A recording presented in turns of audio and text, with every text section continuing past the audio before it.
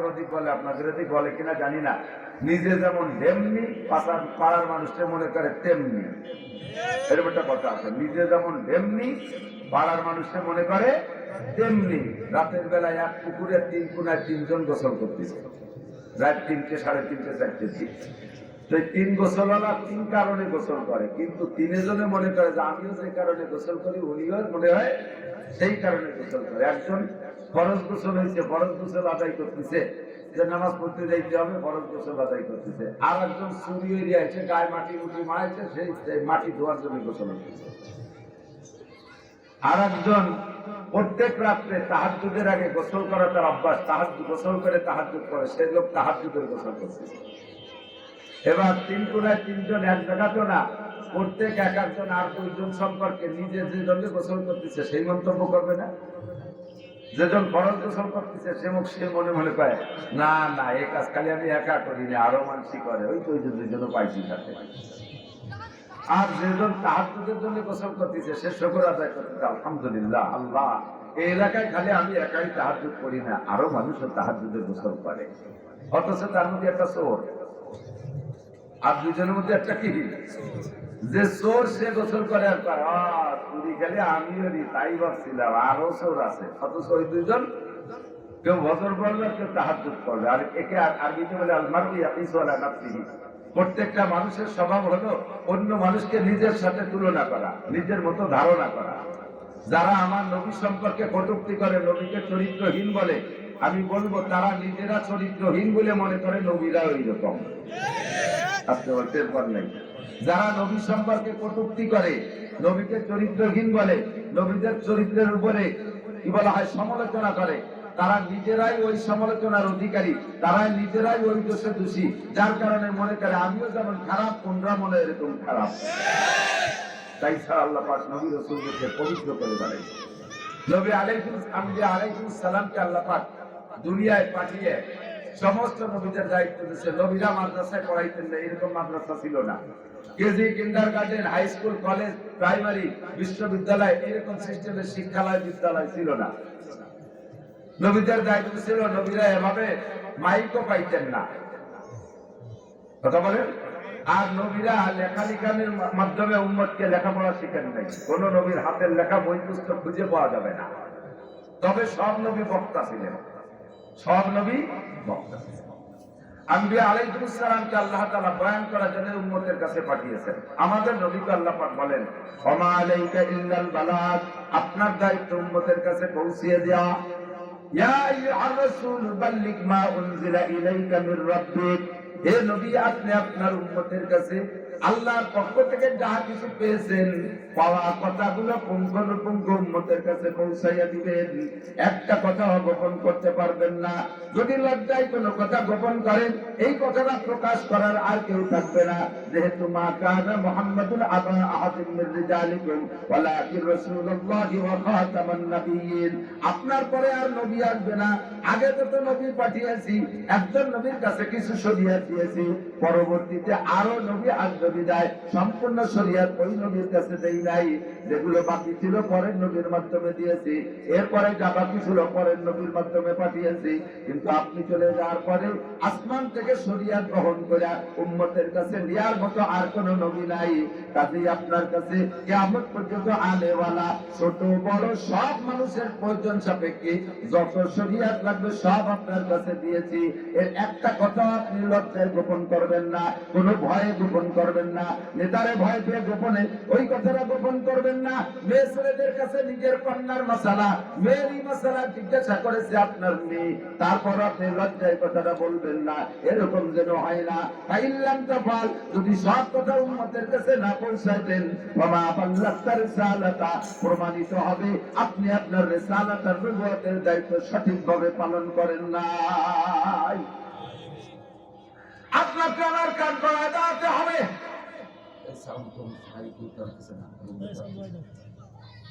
বাইরে বলো, মাইক্রোফোনের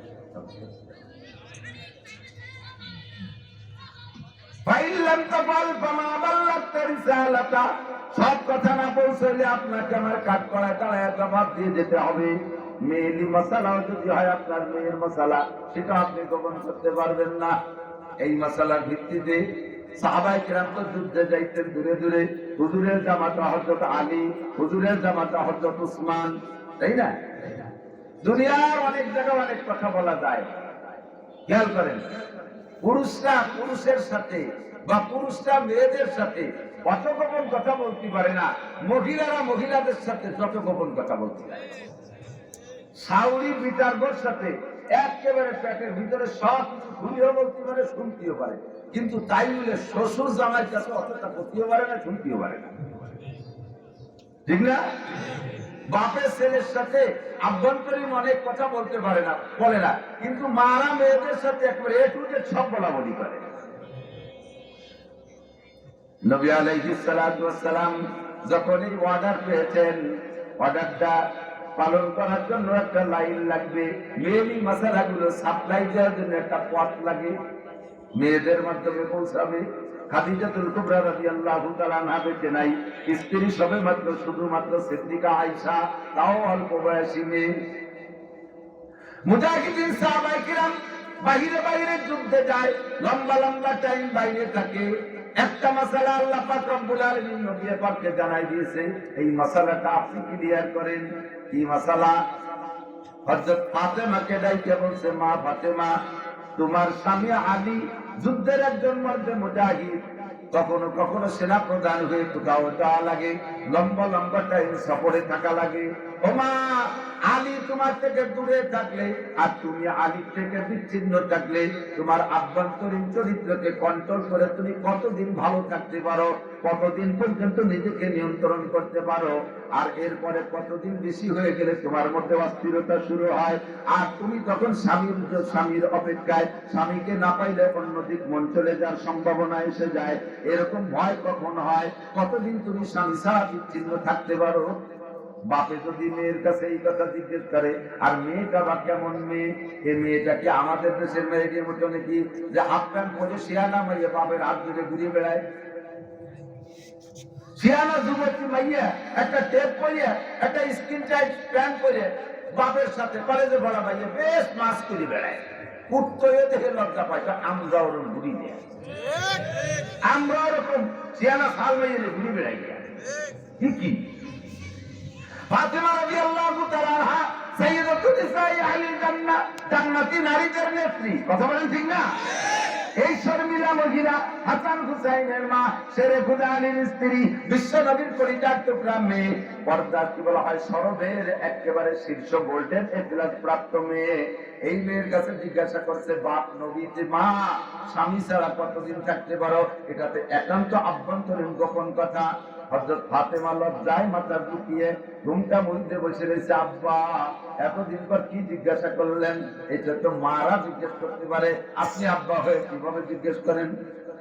মা, তোমার মা তো খাদিজা বেঁচে নাই, কাজেই তোমার কাছে আমার সরাসরি জিজ্ঞাসা করতে হবে, এখান থেকে শরীয়ত গঠন করা লাগবে। যদি আমি এই কথাটা গোপন করি আর তুমি লজ্জায় চেপে যাও, মাসালাটা লুকায় থাকবে, মাসালাটা কোনোদিন আত্মপ্রকাশ করবে না, সাহাবায়ে কেরাম আর মাসালা বুঝে পাবে না, উম্মতে মহা বিপদে পড়ে যাবে। কাজেই বলো মা, বলো কতদিন স্বামী ছাড়া থাকতে পারো? ফাতেমা লজ্জায় না বইলা ঘরে চলে গেছে। মা ছিলেন আয়েশা, ফাতেমার বয়স আবার আয়েশার চেয়ে বেশি। ফাতেমা আয়েশার চেয়ে মেয়ে হয়েও বয়সে বেশি, তবুও তো মা মহিলা মানুষ। আব্বা জিজ্ঞেস করছে নাসর বান্দা, মায়ের কাছে যে বলতেছে, আম্মু আপনি আব্বুকে বলে দেন আমি আমার স্বামী ছাড়া 4 মাস পর্যন্ত, আমি আমার স্বামী ছাড়া 4 মাস পর্যন্ত দূরে থাকতে পারি। 4 মাসের পরে যাইয়া আমার স্বামীর শখ আসে, স্বামীকে কাছে পাইতে শখ হয়। 4 মাসের পরে যে আমার ভিতরে অস্থিরতা আসে। নবী আলাইহিস সালাতু ওয়াস সালাম আয়েশা রাদিয়াল্লাহু তাআলা আনহা নবীকে বললেন, ফাতেমা বলেছে 4 মাস পর্যন্ত ধৈর্য ধারণ করে থাকতে পারে। বাস নবী আলাইহিস সালাতু ওয়াস সালাম সাহাবায়ে কেরামদের জন্য বাইরে দূরে চাকরির জন্য সর্বোচ্চ টাইম 4 মাস ধার্য করলেন। তাই 4 মাস শেষ হওয়ার আগে আগেই যে যত দূরে থাকুক তার ছুটি দিয়ে বাড়ি পাঠাইতে হবে। সেখান থেকে আমাদের মুরব্বীরা তাবলীগের টাইম কয় চিল্লা, জোর হলো না কয় চিল্লা? আরেকটু বলেন কয় চিল্লা? 3 চিল্লায় কয় মাস? 3 চিল্লায় কয় মাস? 4 মাসই ঠিক করা হয়েছে। আল্লাহু আকবার। ফাইল্লাম তাফাল ফামা বাল্লাগতা রিসালাতা। এই গোপন মশলাগুলো যদি নবী ওখানে প্রকাশ করে না যাইতেন তাহলে আমরা এখন বিভ্রান্তের মধ্যে পড়ে যাইতাম, মশলাগুলো কোথায় খুঁজে পাইতাম? নবী আলাইহিস সালামকে বলেন, হে নবী, আপনাকে এভাবে বয়ানের জন্য পাঠিয়েছি। ইয়া আইয়ুহার রাসূল, ইয়া আইয়ুহান নাবিয়্যু, হে আমার প্রিয় নবী, ইন্না আরসালনাকা, নিশ্চয় আমি আপনাকে প্রেরণ করেছি, শাহিদান ওয়া মুবাশশিরান ওয়া নাযীরা ওয়া দাঈয়ান ইলাল্লাহি বিইذনিহি ওয়া সিরাজাম মুনীরা। একটু জোরে বলি আল্লাহু আকবার। হে নবী, আপনাকে দুনিয়ায় পাঠিয়েছি উম্মতের মধ্যে অনেক কাজ দিয়ে, তার ভিতরে এই আয়াতের ভিতরে 5টা গুণের কথা আছে, 6টা গুণের কথা আছে। 1 নম্বরে ইয়া আইয়ুহান নবী, আপনাকে নবী হিসেবে পাঠিয়েছি।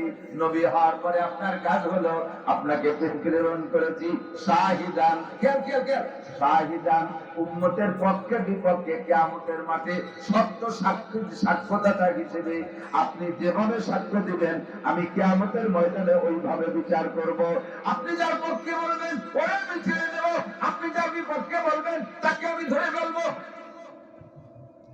নবী আলাইহিস সালাম সাক্ষী দিলে বা না দিলে উম্মতে কে কোথায় কি করে, বান্দারা কে কোথায় কি করে আল্লাহ দেখে কি দেখে না? হ্যাঁ যুবক বলো, দেখে কি দেখে না?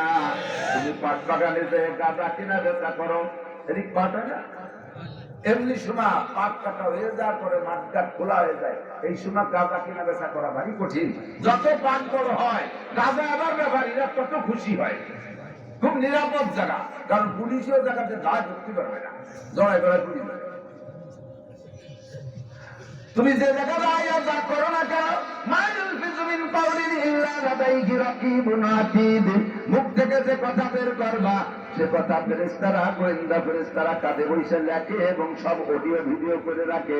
সাথে সাথে আমার আল্লাহ দেখে কি দেখে না? আল্লাহ বান্দাকে যেভাবে দেখেন এই দেখা হিসাবে বিচার করবে না, বিচারের জন্য সাক্ষী ব্যবহার করবেন। আর সত্য সাক্ষী হবে আমাদের জন্য আমাদের নবী। বলেন না সুবহানাল্লাহ। আল্লাহু আকবার। নবী একবার বললেন, আল্লাহ আমি সাক্ষী দেব কাদের পক্ষে বিপক্ষে?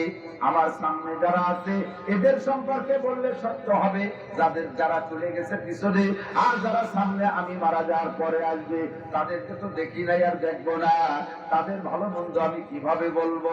আল্লাহ পাক রব্বুল আলামিন বলেন, বন্ধু আপনার জন্য আমি একটা কম্পিউটার দিয়েছি, শাহরু রমাদানাল্লাযী উনজিলা ফীহিল কুরআন হুদাল লিন-নাসি ওয়া বাইয়িনাতিন মিনাল হুদা ওয়াল ফুরকান। আপনাকে একটা কম্পিউটার দিয়েছি, ওই কম্পিউটারের ভিতরে আদম থেকে নিয়ে নয়, শুধু আমার সৃষ্টির সূচনা থেকে নিয়ে আপনি পর্যন্ত, আপনি থেকে কিয়ামত পর্যন্ত যা ঘটেছে আর ঘটবে, যা এসেছে আর আসবে, যা আবিষ্কার হয়েছে আর হবে, যা ছিল না আর যা আছে কি বলা হয় হবে, এই সবগুলো ওই কম্পিউটারের মধ্যে আছে। আপনি শুধু সফটওয়্যার চেঞ্জ করবেন, আপনি 30টা উল্টোবেন আর এক একটা করে দেখবেন, আর ওই কম্পিউটার দেখে দেখে আপনি যেভাবে যা বলবেন ওই কথা কেউ অস্বীকার করতে পারবে না, কারণ কম্পিউটারের নামে আমি লিখে দিয়েছি যালিকাল কিতাবু লা রাইবা ফীহি। আল্লাহু আকবার।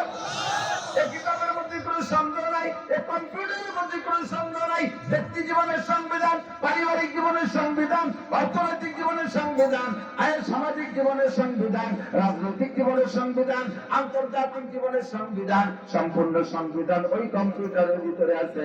কম্পিউটার নাম হলো আল কোরআন। একটু ধরে বলেন কি কিতাব? কম্পিউটারের নাম কি? যে 6টা বিধানের কথা বলেছি কোরআনে আছে না নাই?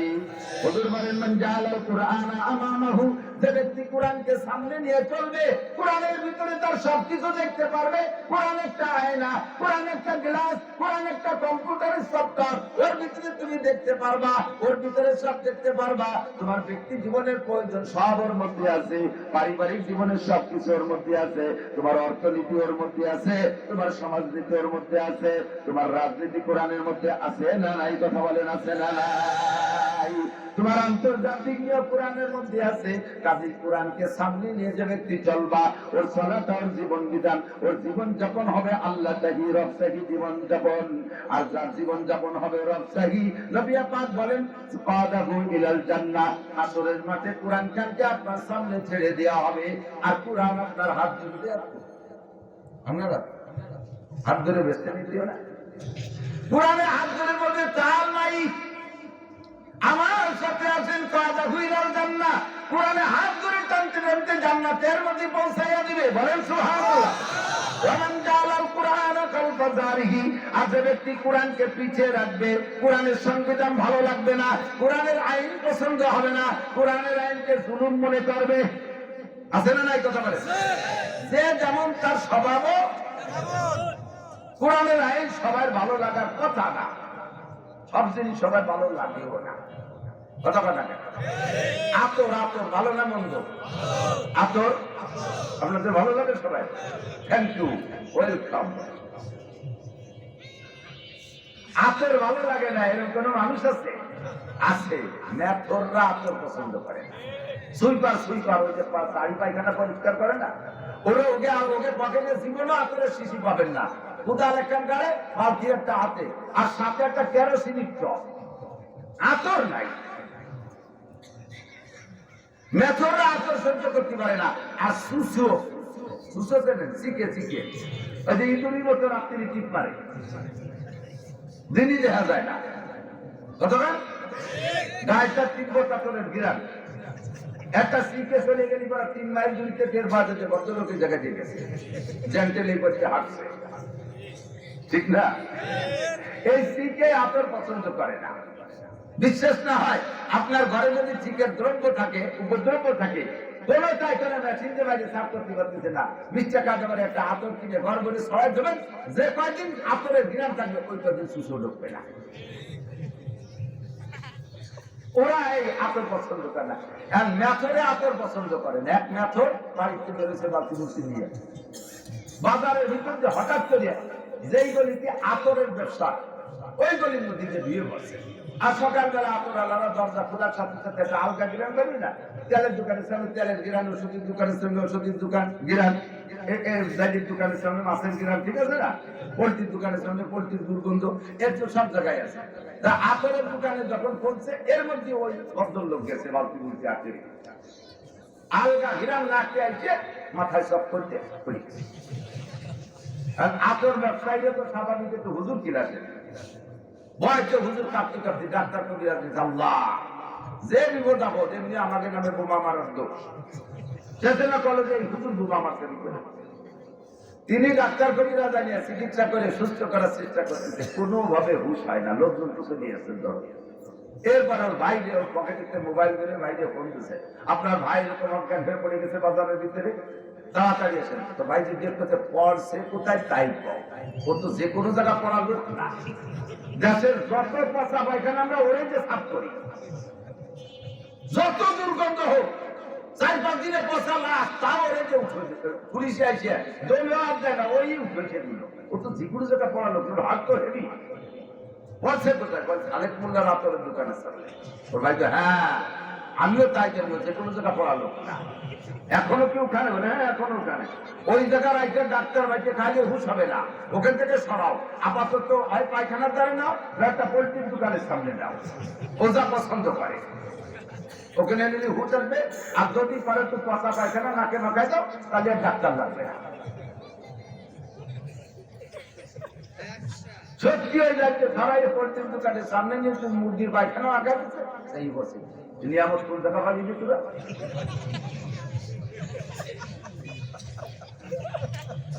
صدر گوہر شابدان دیابدان الجوہری قدر گوہر تاب شابدان دیابدان الجوہری قدر گلگل دوددان دیابدان الشاپری।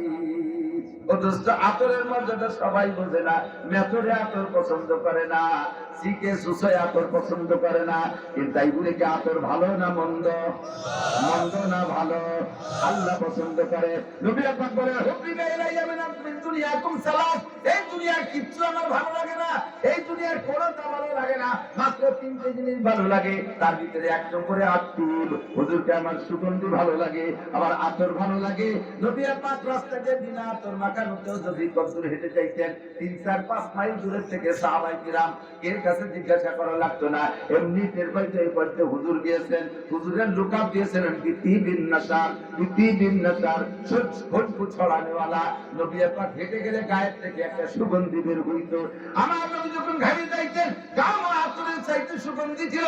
সাহাবায়ে কেরাম গায়ে থেকে শিশি বোতল ভরে রাখতেন নবী পাকের ঘাম, আর এই বিভিন্ন মূল্যবান সময় ওই ঘামকে আতরের কাজে ব্যবহার করতেন।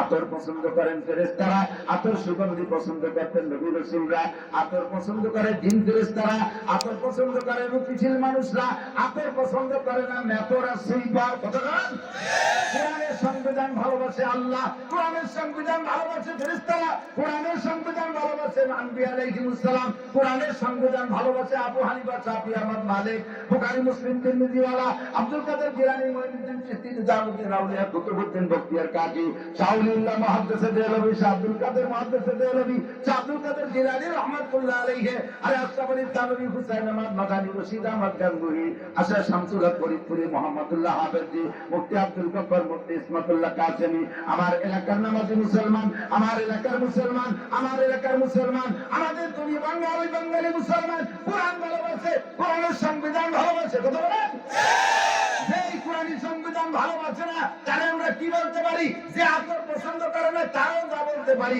কোরআনী সংবিধান যে পছন্দ করে না তারও সেই মেথরা আসিকে বলতে পারি।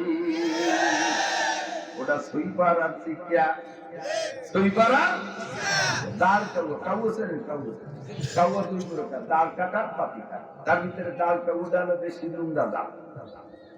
ও মাইসে বিড়ির মধ্যে যাইয়ে চকের মধ্যে যে একটা শামুক পচা পচা শামুক, শামুক পচে চিপে রয়েছে, ভিতরের মাংসটা পচিয়ে পোকা বিড়বিড় করছে। ও তো খুশিতে বাঘ বাঘে একটা সমুদ্রি বোতল খাইয়ে রেখে, এরপরে এত গিরানালা বোতল। দুনিয়ায় যত যা কিছুতে দুর্গন্ধ আছে তার ভিতরে অন্যতম দুর্গন্ধ হলো পচা শামুক আর পচা ডিম। এর চাইতে বেশি দুর্গন্ধ আর কোনোটাই নাই, আছে এর চেয়ে বেশি দুর্গন্ধ হলো গালে গন্ধ। গালে গন্ধটা এর সব চাইতে বিচ্ছিরি লাগে। কথা কথা এ আইসে গেছে একটু করে ছিঁড়ে যাই, এটা আদর আদর্শ। অনেকে মোহাম্মতের ঠেলায় একেবারে কাছে আইসে নাকের পর মুখ নিয়ে মুখ মিশে কথা বলতে চায়। আমার মুখে একটা গন্ধ আছে, এটা আমি টের পাই না। যদি আমি টের পাইতাম আমার মুখের গন্ধ পালি, ওই গন্ধে বমি হচ্ছে মরি যেতাম। যার যার মুখের গন্ধ সে টের পায় না, একজনেরটা আর একজনের খারাপ লাগে, ঠিক না?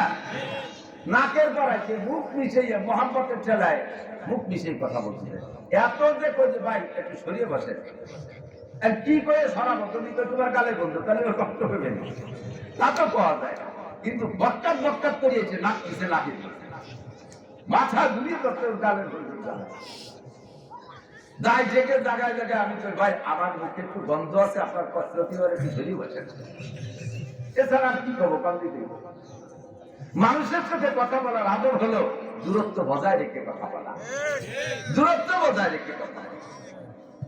মুখের সাথে অনেকের মুখে একটু কথা বলার সময় থুক সেটে হালকা বার্তা ছিটে পারে, এটা কোনো আইন না, এটা আল্লাহ আপনার যারা জীবন বানাইছে।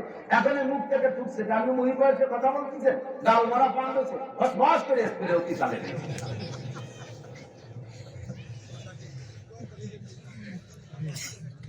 গালে করতে চালায় বাসারি কাজা নাই।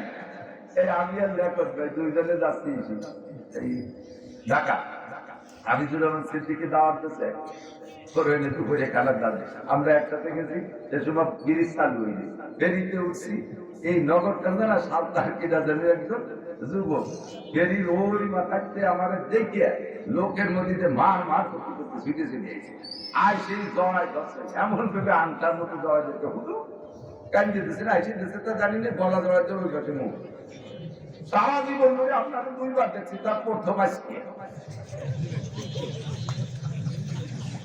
সারা জীবনে আমার দুইবার দেখছি, তার প্রথম বলে আয় আজ প্রথম বলি আর দুইবার হচ্ছে আর একদিন কবে, আর একদিন আগে সেদিন আগে না প্রথম না কি বলে খুশি মনে নাই কি খবরের পাইনি। এই খুশি হতে যায় ওদের কাঁদতেছে না হাসতেছে যাই না, ডাল ভরা ছিল খয়ের দিয়ে কাঁচা শুয়োতে পান খাওয়া বস করে 12 ফিট স্প্রে হয়ে গেছে লাল। তোমার এত ভালো তো শিখেছে কি যা পচা শামুক পচা ডিম গালে গন্ধ, জন্মের খুব দুর্গন্ধ, এটা খুব ঘৃণিত গন্ধ। তার কেউ এবার পচা শামুক একটা পাইয়া ভিতরে মালটুক সুমুক দেখাইয়া বোতলটারে এই শামুকটারে বুকে করে উড়াল দিয়ে যাইয়া দাঁড়াইছে নারকেল গাছের ডালের পর। নিচের দিক তাকায় দেখে গোলাপের বাগান, জবা ফুলের বাগান, আস্তাকিনের বাগান, রজনীগন্ধার বাগান, বিভিন্ন ফুল দিয়ে একটা পার্ক বানাইছে, একটা বাগান বানাইছে। ওর ভিতরে গোলাপের ডগায় একটা বুলবুল পাখি বসা। বুলবুল পাখিটা ফুলের মধ্যে মুখ দিয়ে মাঝে মাঝে মধু খায় আর একটু কুহু কুহু করে ডাকে। বুজুর্গানে দিন বলেন সদায়ে কুমরিয়া বাসাত বফুকু বাবু সে মন্দরায়া দাল্লাহু चमन में तू चुकर काते है बुलबुल ये फूलों में अल्लाह मियां तू ही तू है तू ही तू तू ही तू है तू ही तू। আমরা শুনি কুহু কুহু করে ডাকে, আসলে ওটাই আল্লাহ মিয়াঁ তু হি তু হয় তু হি তু। আল্লাহ ফুলের মধ্যে তুমি, ফলের মধ্যে তুমি, মধুর মধ্যে তুমি, পানির মধ্যে তুমি, ফুলের পাপড়ির মধ্যে তুমি। তাই তোমার জিকির করিয়া তোমার মধু খাই। ও তো আল্লাহর প্রেমে পড়িয়া গেছে ফুলের মধ্যে মুখ দিয়া, ও জিকির করে এর মধু খায়। ওর ওই অবস্থা দিকে কাউও নারকেল গাছের ডালে বসিয়া নিচের দিক তাকায় দেখে বুলবুল পাখি কে করতেছে। এবার বুলবুল পাখিরে কাউ ওই জায়গা বসে ধিক্কার দেয়, ভর্ৎসনা দেয়, গালি দেয়, তিরস্কার করে। ও বুলবুল পাখি, তুই আমার পাখি বংশের কলঙ্ক, আমার পাখি বংশের ইজ্জত গেছে তোর নামে। জীবনে কোনদিন একটা মারা গরু খেয়ে দেখলি না, কোনদিন একটু পচা শামুক খেয়ে দেখলি না, দেখি সাপ কোনদিন একটা মরা মুরগি খেয়ে দেখলি যে, পায়খানা দিয়ে পোকা খেয়ে দেখলি যে। সারাটা জীবন ফুলের মধ্যে মুখ দিয়ে বসে বসে জীবনটা বৃথা নষ্ট করলে তোর কারণে আবার পাখি বংশের কেলেঙ্কারি। তোর মতো দুশ্চরিত্রের পাখি হতে পারে না। সারা জীবন ফুলের মধ্যে মুখ দিয়ে বসে রয়েছিস, কাউ ওরে গালি দেয়। বুলবুল পাখি কয় তোর মতো এরকম অকথ্য ভাষা তো আমি বলতে পারবো না, আমি তোর আর বেশি জবাব দেই। লা তালুমনি আও ফালুমনি ইন্নামা কুলতু মা কুলতু ওয়া বি আমরুন জালাল। হে কাউয়া, কি আমারে গালি দিস আর ভর্ৎসনা করিস, ধিক্কার দিস আর তিরস্কার করিস, কিচ্ছু আসে যায় না। আরে তোর জীবনে কেউ কোনোদিন ভালো হাদিয়া দেয় না। তোরা দেখলি সবাই ঢিল মারে, তোমরা দেখলি ঢিল মারে না, তোরা দেখলি সবাই তাড়া করে ঢিল মারে। আর আমি বুলবুল পাখি ফুলের ডগায় বসলে ক্যামেরাম্যান রাইছা ছবি তুলে নিয়ে আমারে যে একটা ক্যালেন্ডার বানায়। আরে আমারে কতজনে কত ভাবে লেখে, আমার জীবন চরিত্র লেখে, আমার ইতিহাস তারা রচনা করে। আমারে আদর করে ফেরেশতারা, আমারে আদর করে নবী রাসূল, আমাকে আদর করে জিন ইনসান, আমাকে আদর করে উলামায়ে কিরাম, আমাকে আদর করে রুচিশীল মানুষ। আর তোর সবাই ঢিল মারে। তোর মতো কাউ আমারে গালাগালি করলে কিছু আসে যায় না। কথা বলুন ঠিক কি ঠিক না? আপনারা এখানে বসে কোরআনের ফুলের ভিতরে মুখ দিয়ে মধু খাইতেছেন, মাঝে মাঝে সুবহানাল্লাহ বলতেছেন, মাঝে মাঝে আলহামদুলিল্লাহ বলতেছেন, কোরআনকে সমর্থন করতেছেন, হাদিসকে সমর্থন করতেছেন, আল্লাহকে সমর্থন করতেছেন, রাসূলকে সমর্থন করতেছেন, জান্নাতের আশায় বসে বসে জিকির আর দোয়া দুরুদের মধ্যে কাটাইতেছেন।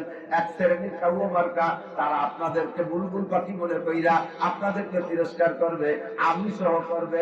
দেখো এক বলদ কি বলে চিল্লায়, আর কতগুলো বলদ হা করে বসে রয়েছে। আমরা তাকে বলবো ও কাউয়া খা, তুই জীবন ভরে পচা শামুক খা। কথা বল। টেলিভিশনের পচা শামুক মুখে নিয়ে বসে আছে, মোবাইলের পচা শামুক মুখে নিয়ে বসে আছে, বিড়ি সিগারেটের পচা শামুক মুখে নিয়ে বসে আছে, মদ গাঁজা আবার ফেন্সিডিলের পচা শামুক নিয়ে বসে আছে, মোবাইলের ভিতরে ল্যাংটা ছবি আর কি বলা হয় ওর ভিতরে গেম খেলার মধ্যে ডুবে বসে আছে। আমরা তোমাকে কাউর চাইতে বেশি একটা ভালো মনে করি না। তুমি আমাদেরকে গালি দিলে কিচ্ছু আসে আর যায় না। শাহরু রমাদান আল্লাযী উনজিলা ফীহিল কুরআন, আল্লাহ পাক কোরআনে কারীম নাযিল করেছেন রমজান মাসে। ফীহি হুদাল লিন-নাস ওয়া বাইয়িনাতিন মিনাল হুদা ওয়াল ফুরকান। আদম থেকে নবী পর্যন্ত, নবী থেকে কিয়ামত পর্যন্ত যত যাহা কিছু আছে সব কোরআনে আছে না নাই? একটা একটা করে পৃষ্ঠা উল্টাবে, দেখে দেখে বলবে হে নূহ নবীর উম্মত, তোমরা নবীর সাথে এই করেছো, ইব্রাহিম নবীর উম্মত, হে নমরুদ তুমি আমার ইব্রাহিম খলিলের সাথে এই আচরণ করেছো।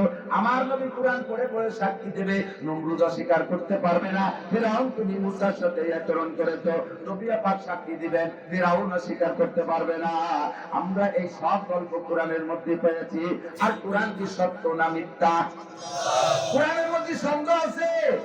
হ্যাঁ, তোমার বলা আছে। যদি কেউ কোরআন সম্পর্কে কটূক্তি কটূক্তি করে, আল্লাহর সম্পর্কে যদি কেউ বেয়াদবি করে, তার জন্য আমরা কোর্ট কাছারি আদালত ফেলতে অপেক্ষা করতে রাজি। আমরা তাৎক্ষণিকভাবে তাকে জবাব দিয়ে দেব। এই আওয়াল সরকার বাউল সরকার কয় আল্লাহ মুখ দিয়ে কথা কয় না, হুক দিয়ে কথা কয়।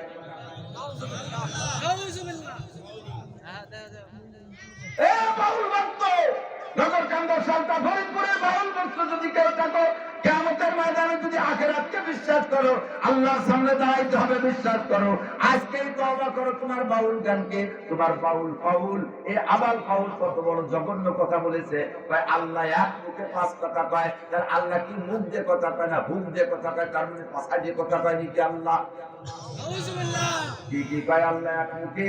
কয় আল্লাহ একবার কয় আউয়ালু মা খালাকাল্লাহুল ইশক। আল্লাহ প্রথম বলে আমি ইশক বানাইছি, একটু পরে আবার কয় আউয়ালু মা খালাকাল্লাহু নূরি।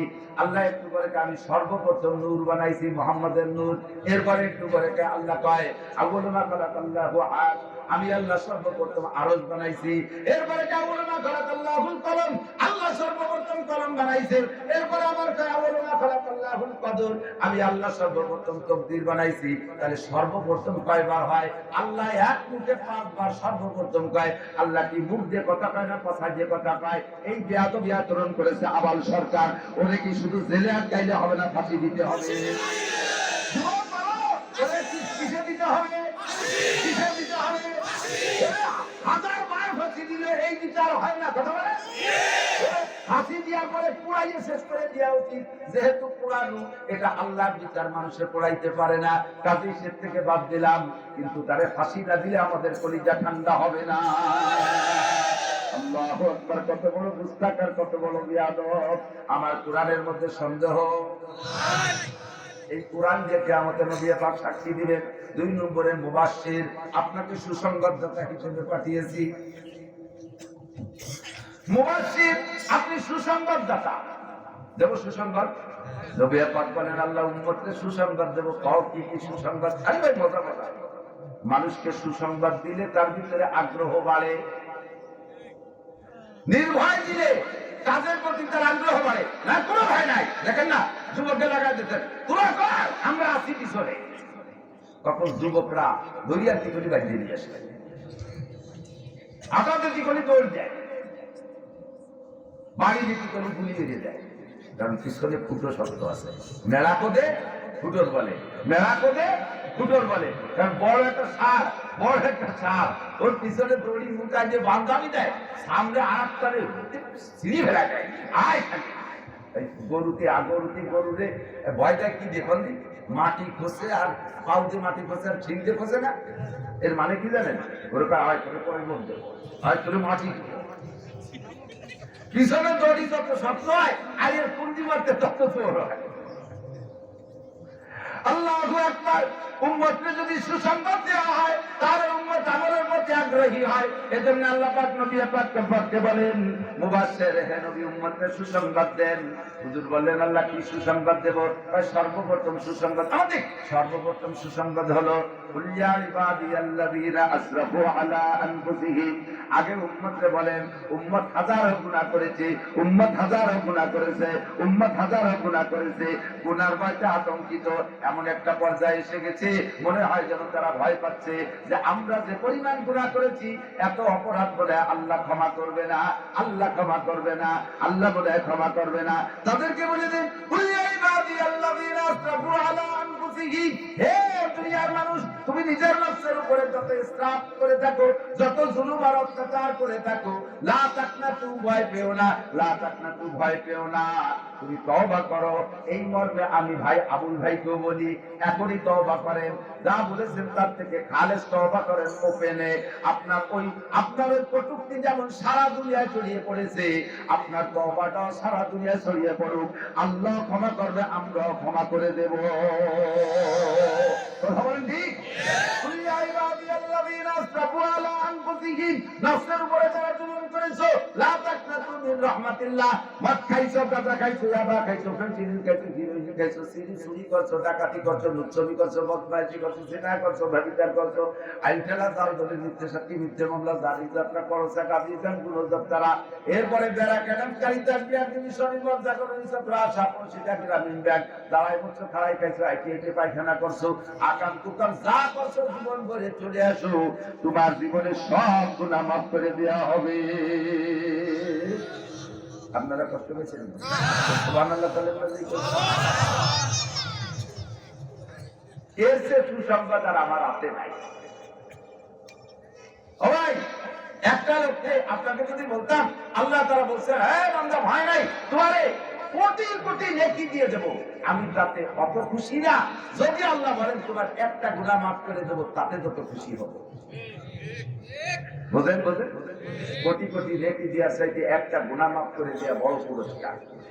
আপনার এই সরকার ডক্টর ইউনূস সাহেব আপনার ঘোষণা দিচ্ছে, তুমি এই 5ই আগস্টের আন্দোলনে অগ্রনায়কের ভূমিকা পালন করেছ, তোমার জন্য বিশাল একটা পুরস্কার আমি রেখেছি, তোমার জন্য একটা চেয়ার রাখছি সচিবালয়, মন্ত্রণালয়, একটা মন্ত্রণালয় তোমার জন্য বরাদ্দ রাখছি, বাসযত্র সহকারী মন্ত্রণালয় আপনারা দিয়ে দিচ্ছে। গ্রাম্য নগর কান্দার একজন সাধারণ যুবক খুশি হইয়া তারা যদি ডক্টর ইউনূস একটা মন্ত্রণালয় দিয়ে দেয়, এটা কি বলেন, তার দুনিয়ায় বসে ভেসতে পাওয়ার মতো খুশির বিষয় না? কিন্তু বসায় দেওয়ার পরে বলতেছে, তোমার হাসিনের আমলে একটা মামলা আছে, সেই মামলায় 80 অর্ডার হয়েছে, আজকে বেলা 2টার সময় তোমরা বাকি দেওয়া হবে। একে পাবে আগা ছাড়া না। এই মন্ত্রণালয়ের খুশি কি একটা থাকবে? কি বলবেন?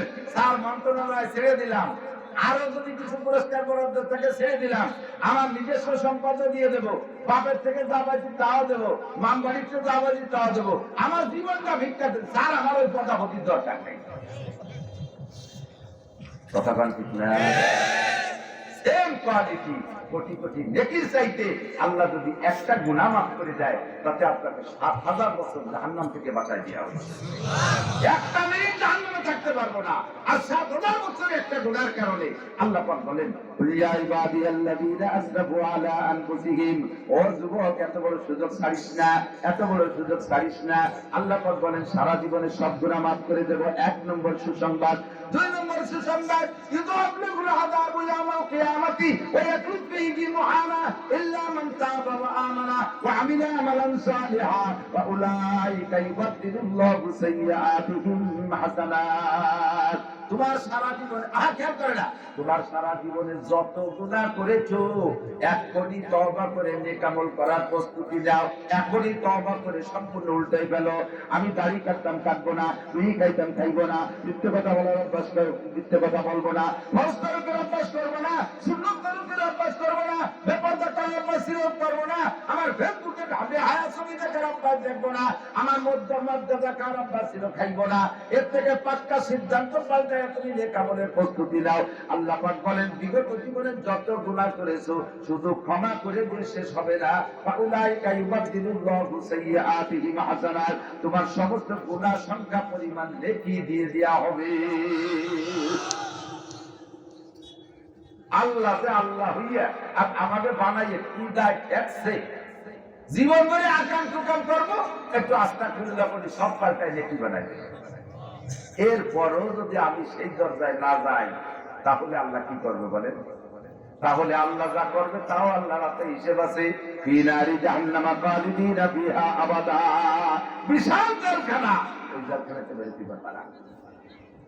দুনিয়ায় এখন যারা আপাতত জেলে হাজতে গেছে না, অনেক মানুষ গেছে না, এরাও চাইতেছে আল্লাহ কোন মতে একটা নির্বাচন হোক, নির্বাচনে যে যাও ক্ষমতায় আছে আসুক, একটা ক্ষমতাসীন নির্বাচিত সরকার হলি আত্মীয় স্বজনের মাধ্যমে যে কোনো ভাবে আন্ডারগ্রাউন্ডে বস্তা টস্তা দিয়ে মুসা টুসা দিয়ে কি একটা সাইজ করিয়ে বেরোতে পারবে।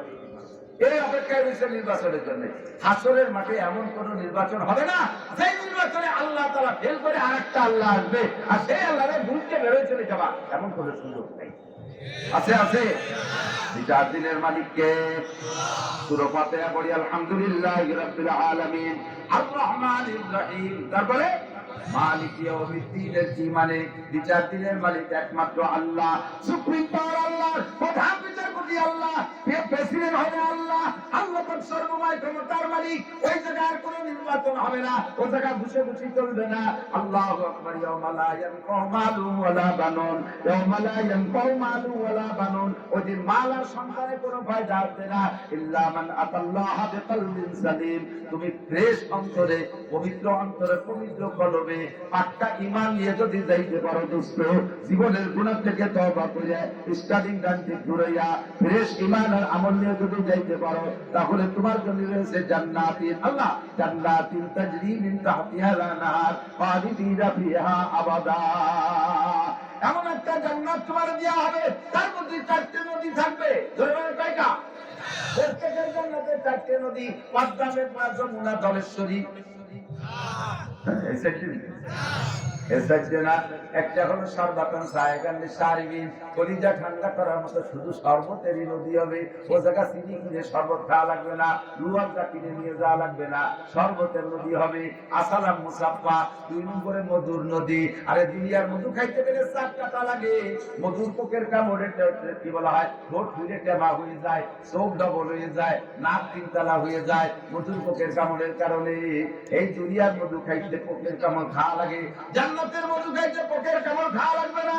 জান্নাতের নদী হবে মধুর নদী, বলি সুবহানাল্লাহ। 3 নম্বরে মা আনতে ঘুরা, পবিত্র পরিচ্ছন্ন আর্সেনিক আয়রন লবণ মুক্ত পানির নদী হবে। একজনের নদীতে আর একজনের যাওয়া লাগবে না, প্রত্যেকের নদীর 2 পাশে ঘাটলা বান্ধা থাকবে। আল্লাহু আকবার। 4 নম্বরে হবে লাবানান খালেসা, জান্নাতের দুধ খাইতে গায়ে ঘাস কাটা লাগবে না, কলই কাটা লাগবে না, ভুসি কিনা লাগবে না, গোল সাফ করে কবর ফেলানো লাগবে না, কোনো জয় ঝামেলা করা লাগবে না। আরে দুধলি দেখে দুধলি দেখে দুধ দোয়ানো লাগবে না, যা দুধের শুধু নদী হবে। কোরআন করে একমাত্র খাবেন আর একমাত্র গোসল করবেন, কোনো বাধা নাই। এইরকম জান্নাত। এরপরে বলা হয় ওয়ালাকুম ফিহা মা তাশতাহি আনফুসুকুম ওয়ালাকুম ফিহা মা তাদউন। সবচেয়ে জান্নাত হুজুর বলেন, আল্লাহ বলেন, বলে দেন উম্মতকে, বলে দেন তুমি যদি একটু দুনিয়ায় কিছুক্ষণ কষ্ট করে আসতে পারো, জবানদারে কন্ট্রোল করে আসতে পারো, লজ্জাস্থানে কন্ট্রোল করে আসতে পারো, কপালটারে হেফাজত করে আসতে পারো, কপালটা আল্লাহর সামনে ছাড়া কারোর সামনে নত হবে না। এই জিহ্বা দিয়ে হারাম কিছু বর্তন করবে না, জিহ্বা দিয়ে অকথ্য ভাষা ব্যবহার করবে না, জিহ্বা দিয়ে বিপদ শিকার মিথ্যে কথা গালাগালি কাজাকাজি করবে না, জিহ্বায় হারাম কিছু দিবা না, জিহ্বাটারে পবিত্র রাখবা।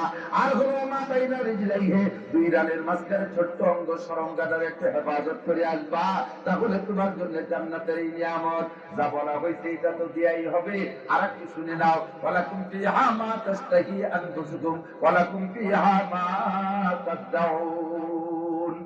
মনে যা কল্পনা করবা তাও পাবা, মুখে যা বলবা তাও পাবা। একজন হুজুর আর তো দুনিয়া থাকতে হুক্কা খাতাম, হুক্কা হুক্কা আগে হুক্কা খাতাম, মনে আছে? এ জানি তেল বলে আমরা হুক্কা চেনবে না, হুক্কা। হুজুর আমি তো দুনিয়ার বড় হুক্কা পছন্দ করতাম না, হুক্কারে যেভাবে সুমো দিছি, স্ত্রীর অত মোহাম্মতের সাথে সুমো দিই, এই হুক্কা এত খা খাতাম। আপনাদের কথা হুক্কা ছাড়িয়ে দিছি, কিন্তু হুক্কার মহাব্বত অন্তরে রয়ে গেছে। বেচতে গেলে কি আল্লাহ হুক্কা চাইতে দেবে? খাতি হুজুর আল্লাহর কসম আপনি চাইলে দেবে, আপনি হুক্কা চাইলে দেবে। বলবেন হুজুর আমি তো গাঁজা খাতাম, সেই গাঁজা তো ছাড়িয়ে দিছে আজকের ভয়সে, তো এই গাঁজা চাইলে কি দেবে? হ্যাঁ, গাঁজা চাবেন দেবে, কোনো ভয় এই সরকার আপাতত বাদ দাও, ওই জায়গাতে খেলবে, আমাকে দাওয়াত দিয়ে একসাথে খাবো গাঁজা এবং ফেন্সিডিল। তবে একটা কথা এদিক টাকান, তবে তবে এক সাহাবারে বলতেছে, ভাই ফজরবাদ মাগরিববাদ যদি কেউ এই দোয়াটা পড়ে, তারে ভেমরুলি বা বিষাক্ত কোনো প্রাণীতে দংশন করে না। কি বলছি? এই দোয়াটা ফজরবাদ মাগরিববাদ করলে তারে কোনো বিষাক্ত প্রাণীতে দংশন। এই দোয়া আউযু বিকালিমাতিল্লাহি তাম্মাতি মিন শাররি মা খালাক। এই হাদিস বর্ণনা করতেছেন এই যে সাহাবা এই শুনেছে, এই মানে এক সাহাবা যে সাহাবা এই হাদিস বর্ণনা করতেছে, ওই সাহাবা ঠোঁটের এই জায়গা ফুলে টেমারে দিয়েছে। উনি বলতে, ভাই আপনার ঠোঁট তো ভালো ছিল, এমনি হচ্ছে কাকা আজকে সকালে বেঙ্গুলি কামড়তেছে। আপনি না করেন তো এই তো বলি বেঙ্গুলি কামড়ায় না, হয়তো যেদিন কামলাবে সেদিন বলছি মনে থাকবে না। কুল্লুল মুয়াসসারুন লিমা খুলিকা, হাদিসের শব্দ, কুল্লুল মুয়াসসারুন লিমা খুলিকা, যেদিন তকদিরে কামল আছে সেদিন মনে থাকবে না। চাইলে আপনি বিড়ি গাছে আবার উঠকা চাইলে পাবেন, তবে আপনার চাইতে মনে যাবে না, চাইতে মনে যাবে না। রুচির বদল, রুচির মুরব্বীরা বলেন ছোটবেলায় আমরা যখন 4-5 বছরে ছিলাম, 5, 6, 7 এই বয়স পর্যন্ত যে রুচি ছিল এখন কিটা আছে? সে সময় আর খেজুর কিনা খাতি পারে আল্লাহ, ওর তো ছোট কুটি খেজুর, এই একজনে খাইয়ে পারে, আমি এবার সবচেয়ে আগে খেজুর খেতে, ও কথা আমি 1 মাস আগে মাম বাড়িতে খেয়েছি, এই কুটি খেজুর খাওয়া পারলাম। ছোট আম আগে কিনা খাতি পারে এরকমটা পারলাম। একজনকে আমি খেতে কথা আমি 2 মাস আগে আমি রাজশাহী মাম বাড়ি গেছি, ওইটা খেয়েছি। এখন 60-70 বছরের বুড়োরা এই কুটি আম খেয়ে কি ভালো লাগবেন? রুচি পাল্টে গেছে কি যায়নি? জান্নাতে যাওয়ার পরে কাজে এবার রুচি থাকবে না, তবে চাইলে পাবে। এরপর আল্লাহকে তুমি চেয়ে নাও, কোনটা কোনটা ভালো লাগে চাও। কি চাবেন? চেনেন কি আর কি চাবেন? একজন লোক জীবনে কোনো ঢাকা যায়নি, এই 30 রসুন ঢাকায় বেড়ায়, সালতা নগরকান্দের শখের মধ্যে যায়, বেশি বেশি একটু বাজারে যায়, নগরকান্দে যায়, পিএসটিএস বেশি একটু জেলা দিয়ে ওই আলগা হোটেলে রুটি একটু ডাইজি কিনে খাইয়ে। এই লোককে একজনের কাম করতে দিয়েছে, সলসাই দোস্ত সোনারগাঁও হোটেলে বুফে খাবার আছে, 4 ঘন্টার কন্ট্রাক্ট, খালি আশের মতো বিল, 2200 টাকা এই উঠে আসছে। ওই লোককে সোনারগাঁও হোটেলে আমার এই লুঙ্গি ভরে গেলি হয় না, মানে ডাকের সাথে সাহেব থেকে যাচ্ছে, পোশাক আশাক বানায় ডাকের সাথে 2 দোস্ত গিয়েছে, 2 জনের একজনও লেয়া পড়া যাবে না, বকলমে বোঝা, বিশেষ করে ইংরেজিতে আলিফও জানে না। টেবিলে বইছে, ফর্দ একটা দিয়ে গেছে, কি কি খাবেন টিক দেন, কলম দিয়ে গেছে, সব ইংরেজি ছিল। বাতের নাম রাইস, গোটের নাম মিট, দুদিন নাম কি মিট, এইভাবে সব ইংরেজিতে লেখা। আর ও তো ইংরেজিতে কিছুই পারে না। ওদিকে যদি পাই যে ইংরেজি পারিনি, বাংলা এক কানতে না, তাহলে এবার সাহেব তিনি ছুটে যায়, দুটা কলম দিয়ে কলম বেরিয়ে আকাশ টাকা এটা ওটা দুটো থাক, একটা বাদে 3 বাদে একটা, এবার গোসা দিয়ে ডাক দিতে। কিছুক্ষণ পরে হাতে ট্রেনে করে নিয়ে আইছে একটু ফ্যান, একটু ভুট ফুটলু, একটু পুরো দাপড়া, যত মুখস্থ মাইছে টোয়া দিছে, যত দুর্বল গুলোই খোঁচা লাগছে। কেউ খায় রাস্তা বেতন দিয়েছে কত? 3,500 টাকা। ও হেলসিতে পলায় যাওয়ার কোনো পথ আছে? এই ভূত ভূত আর ফ্যান খাইয়ে 3,500 টাকা, এবার 3 মন দিয়েছে দাম। জীবনও চেনে না, তা সোনারগাঁও হোটেলের ভালোটা সেই হবে কি? আল্লাহ পাক বলবেন জান্নাতের ভিতরে তুমি যা যা বলবা বলো, সেটা তোমার দেওয়া হবে। যেটা যেটা বলো, আপনি যা চেনেন তাই বলবেন, পিছনে দেখবেন লক্ষ লক্ষ নিয়ামত আপনার ওয়াসিলাতা হয়ে গেছে। এখন কি হবে? এবার আল্লাহ পাক বলবেন লাহুম মা ইয়াশাউনা ফিহা ওয়া লাদাইনা মাযীদ।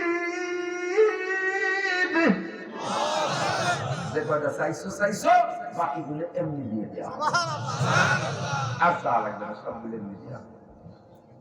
যাবেন জান্নাতে, যাবেন? আল্লাহ নসিব করুক, বলেন আমিন। যাইতে হলে কিছু, পাইতে হলে কিছু দিতে হয়, কিছু পাইতে হলে কিছু আল্লাহরে দিতে হবে, ইবাদত আল্লাহরে দিতে হবে। কি আল্লাহ তাই পায়। মান কানা ইউরিদুল মান কানা মান কি বলা হয়, মান আরা,